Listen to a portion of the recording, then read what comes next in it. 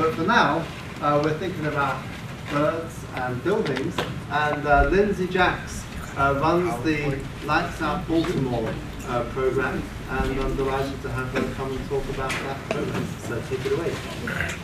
Hello, so my name is Lindsay. I am the director of Lights Out Baltimore. Speaking of lights out, Lindsay. So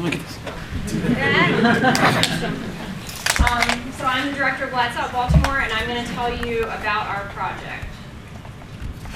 So we were founded in 2008. We are a project of the Baltimore Bird Club, so that is like our mothership. And what we do is we walk downtown and we advocate for bird-friendly design. So if you're not aware, light pollution is a huge migratory hazard for migratory birds. So since they navigate by the moon and stars, as they're crossing over large flyways over major cities, they're drawn in towards to the white or the bright yellow light. And we have a ton of light in Baltimore City, and because we're strategically placed right on the harbor, a lot of the birds stop in because they're attracted to the bright white lights, and then they unfortunately don't leave most of the time because they collide in with tons of buildings. So what we logistically do is the number one thing that we do is we monitor downtown. So we started April 1st. We had a few weeks in March where the woodcocks were coming through and getting caught in our city. So we actually had monitors out about 3 days a week, and we depend heavily on social media for also people, citizens like you, to tell us if you see a bird trapped downtown. We will take it, remove it from that dangerous environment, because if they don't collide with a glass building, a rat or a gull can predate them, and also our lovely peregrine falcons that we have downtown also eat our carnage. So we start at 5 a.m. on weekdays, 6 a.m. on weekends, and we do a 5-mile loop. It's about 2.5 miles, but to make it all the way back, it's about 5 miles. And we collect all the dead birds. It's important because we need to know which buildings are heavily getting a ton of birds and what species of birds they're getting. But then we also, 1 out of every 5 birds that we find is a rescued bird. It's an injured bird who got, tried to take lift off, ran into glass, and then he's stunned and he doesn't know what to do. And if he does try to fly away, he's going to ping pong ball off the next glass building nearby. So we take them to Phoenix Wildlife Center. We rescue them, we put them in lovely paper bags, take them to Phoenix Wildlife Center, or we take them to All Creatures Great or Small, and then they wonderfully rehab them. Sometimes a bird hits so hard that it impairs their vision, so they're blind for 24 hours, but it's just because they hit so hard. With rust, usually meloxicam, a wonderful pain med, they can get back on their feet, and within a couple of days they can continue on their travels, hopefully safely. But we do so much more than walking downtown and collecting dead birds. One of our huge things that we do is art advocacy. That's what I've coined it. Wherever Lynn Parks is, Lynn, where are you? I'm making you stand up or wave your hand.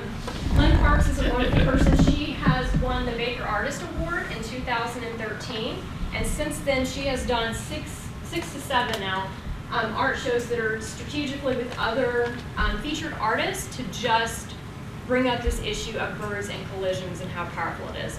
To let you know, they estimate up to 1 billion birds die per year in North America alone from building collisions.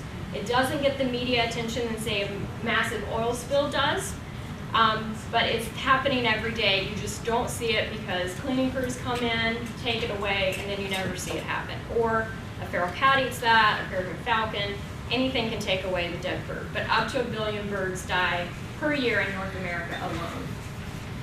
So we also do outreach events, so like events like this where we're talking to you, nature centers, we do bio blitz, anything that we can get our word out there and generate more volunteers, and also just raise awareness to people that may have connections to a business downtown to turn their lights out. Now, we're not advocating for like security lights or street lamps, we're talking about entire 20-floor buildings and all the interior lights on for aesthetics. We also work with downtown businesses. As I mentioned, we have 5 participating businesses. When I took it over in 2012, we had 1 building, the National Aquarium. We now have successfully 5 buildings. For us, that is major. To get 4 more buildings that are participating with us by turning their lights out during April, May, September, and October. We also spend a lot of time legislating for any bills that may help with lighting concerns. New York just passed a massive bill last year where their city and federal buildings will have to turn their lights out during peak times.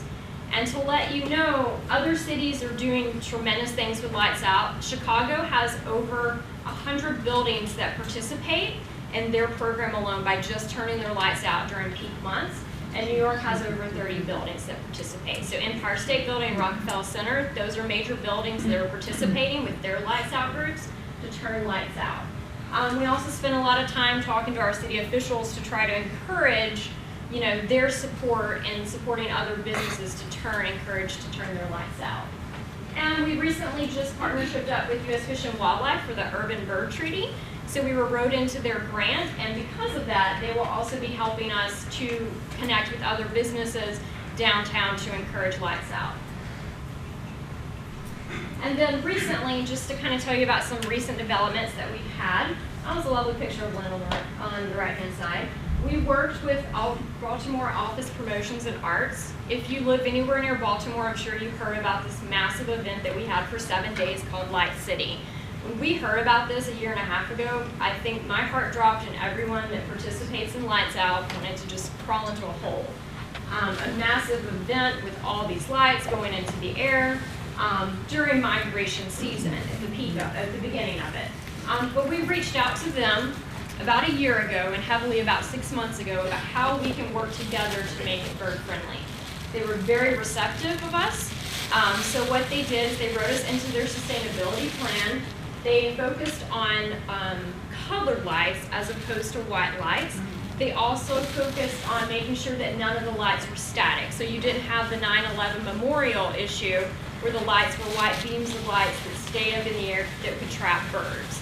We worked very hard with them. They made sure that didn't happen. We actually attended meetings. Lynn was spearheaded that event to meet with them, and we monitored that event nightly. Luckily, we found no birds. No birds were trapped because we worked with them, and they made sure that all the lights were colored, or if they were white, they weren't static and didn't stay there. We also had a really nice article in the Baltimore Sun that came out last week about our involvement, which was wonderful. And then we've also recently met with the Sagamore Development Company. So in Baltimore City, they're trying to build up Port Covington area, which is near the Middle Branch. They're going to add 24 blocks of development there. Those are just empty lots right now, but what that means is if it's tons of glass right across from Middle Branch where there are tons of birds and it's a great BioBlitz like birding area, the birds are going to see that wonderful glass reflection of the lovely trees that they go to and just hit right into it.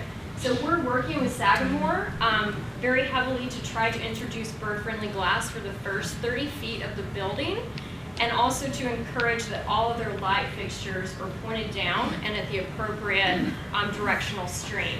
So we've also been a part of the biohabitats group that's also working with Sagamore to make sure that we create the correct photo period for all, not just birds, but reptiles, the fish near the water columns, to really make it more of an eco-friendly environment. If we go through with everything and they're completely on board, which they have been so far, it'll be fantastic. It'll be the first development in Baltimore City that has bird-friendly glass and is completely sustainable and eco-friendly. And just to kind of wrap things up to let you know more about us, because you will be hearing from Lights Out DC, what we have found over 2,500 dead birds since 2008 to kind of tell you it's not just 30 birds a season that we're finding. 91 species, so every beautiful bird from a mourning warbler to a clapper rail to a sora, hummingbird, natural warbler, we have found it all. Those beautiful birds that you chase around to go and see, we're finding them unfortunately dead or injured. We have rescued, though, wonderfully, 400 birds have been rescued.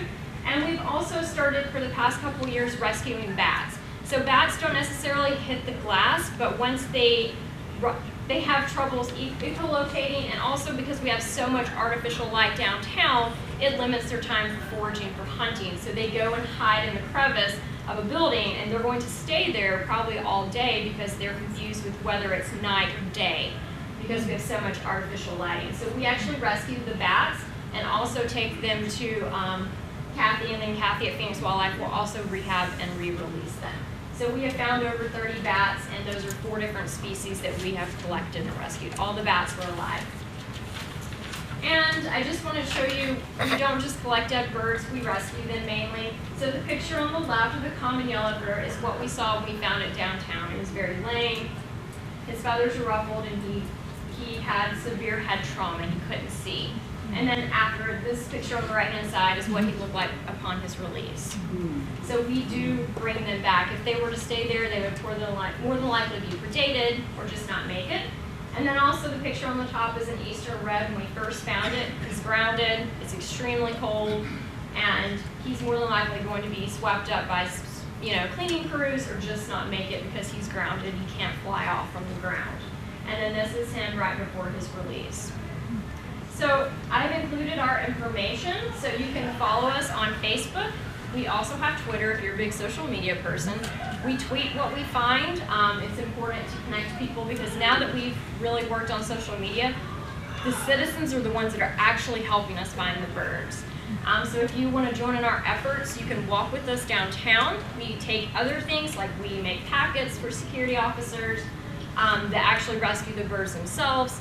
We do a lot of social media, so we need all types of volunteers, and we heavily depend on you guys to actually help us save the birds because they do hit residential homes as well. So that is it. Thank you.